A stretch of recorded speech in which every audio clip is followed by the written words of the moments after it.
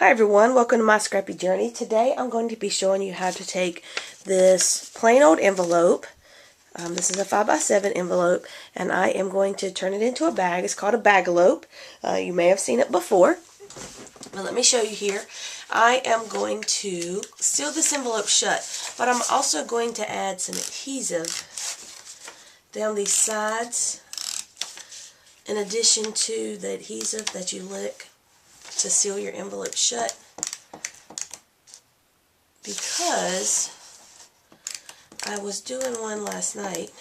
I'll show you that one in just a little bit, and I have some issues here where everything didn't stick down. I could go back now and add some adhesive, but that project's a different story. I'll show you that one before we get done. Yuck. Okay, I've just sealed that shut. Went over a little bit on my adhesive, so I have an adhesive eraser here, and I can just take that extra adhesive right off. Clean that off. Alright, I've cleaned that off. Alright, this is just a basic 5x7 envelope. I am going to use my Martha Stewart scoreboard,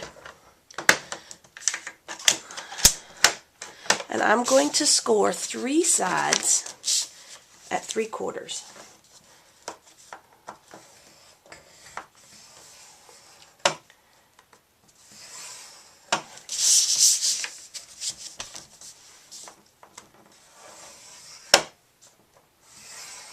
Right? So I've scored 2 of the long sides, and now I'm going to score 1 of the short sides.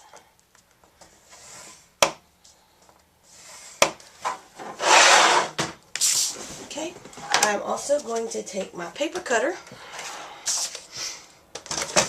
and I am just going to trim a small amount off the end of the envelope that I did not score. So I've scored these 3 sides here, and I've cut the edge off of this one.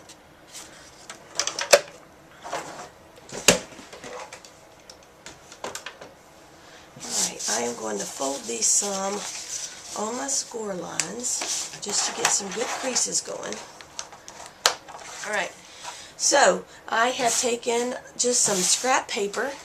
This paper right here is from the Imaginescence Cottage Christmas line, and I have just, this is just some scraps I had laying around from a project I was working on last night.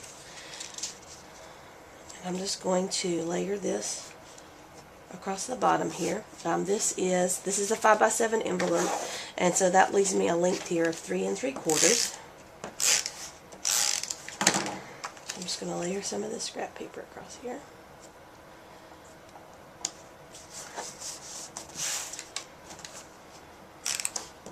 I love this line. The one thing that I'm disappointed about is that, oh, I'm going to put that underneath there. Let me see if I can lift this up. Is that my scrapbook store did not have any of the accessories left by the time I got there. They said that they had sold out super quick, but I was able to get my hands on some of the paper. There we go. Alright, so I've just layered the front here with that. Now I do want to put a border across here, just something to give this some dimension. So again, if I don't turn the camera over, I'm just coming over and I'm just picking up some scrap paper from some of my projects over here, and I'm going to take this over to the Cricut, and I'm going to cut out a border. Alright, I'm over here at my Cricut, and I'm going to use the Winter Frolic cartridge, and this cartridge has images, tags, borders, phrases, shadows for the main image, and I'm going to use tag and border, and I'm going to start out with my border. And I've already loaded my mat. You see I've got my paper scattered all over. I did pick a bigger piece of silver for my scraps. I didn't think the other piece was big enough. And what I'm going to do is I told you a while ago that using the 5x7 envelope, that the middle where I layered that paper was 3 3/4. So I actually want the base of that border to be 3 3/4 inches long. So I'm going to set this on 3 3/4. Oh, it's already there. I'm going to turn on my fit to length button. And then I am going to turn on border, and then I'm going to press the button for that border. Now I've got my paper all loaded over here on the left hand side of the mat because it's way stickier than this right hand side of the mat. So I'm actually going to come over here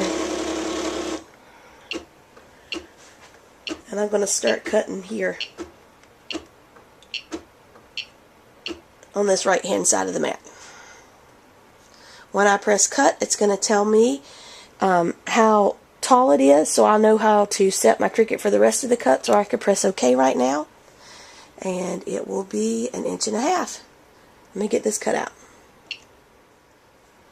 Okay, my next cut I'm actually going to cut out twice. I'm still going to leave it on border, but what I'm going to be doing is cutting out these couple accents here. I'm actually going to cut that out twice, once on some green paper and once on some silver paper, so that I can get some dimension and also some variations of color in here. And so I'm going to actually turn off my fit to length button. From a while ago it told me it was 1.5 inches high, so I'm just going to put it on 1.5 inches now.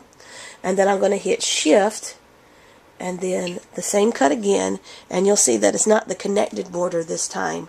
It's the stuff individually. So I'm going to cut that out twice, once on silver and once on green, and then I'm going to go get the telephone.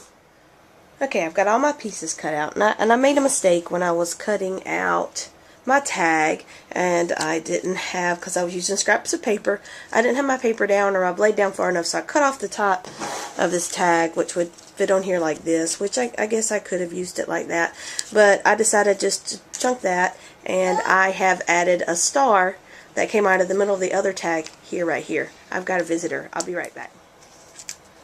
I'm going to add some dimensionals to the back of this. Take one and cut it in half.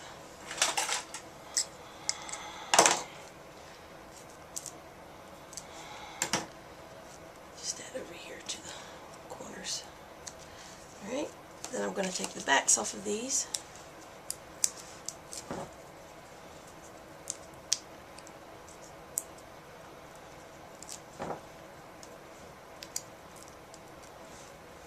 Actually coming off pretty good on camera. Most of the, oops, I spoke too soon, I think. Alright, there we go. And one more.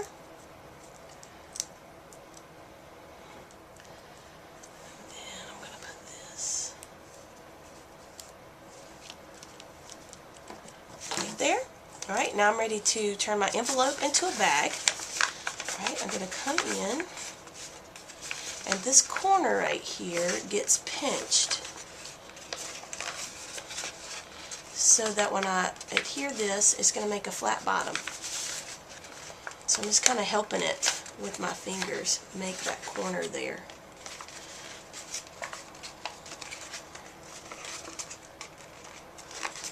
Okay, and so now it folds into a flat bottom.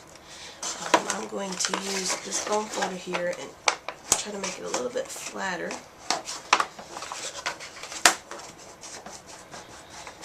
But then I think I'm going to use some glue dots on here to keep it together. Actually, I think I'm going to use a glue dot in the corner and some adhesive down the middle here. Do that on both sides. And then I'm going to fold this in and just flatten it out. Then I'm going to pinch the sides in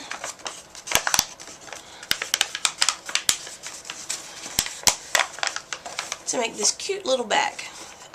Because I scored at 3/4, this is about 1.5 inches wide on each side with 1.5 inches base. You could score in like 1 inch and then you'd have a 2-inch wide bag, but that would make this part here a little bit skinnier. But you can make any size bag you want. The bigger the envelope, the bigger the bag.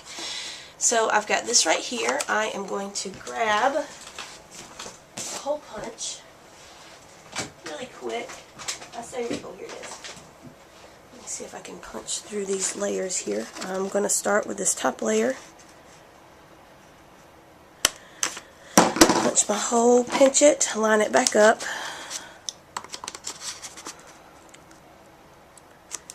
Punch it again. So now I've got 2 little holes there to run some ribbon through. I'm actually going to do this while I'm working here Let's grab some red ribbon. I cut it too long, but that's okay. Alright, so I'm going to thread this ribbon through my hole. Now, of course, I would put in whatever my gift or surprise or what have you. I would do that first. I'll go ahead and put my gift in, send my ribbon through, attach my tag, and make my bow. Let me try again. Let me do the double ears here.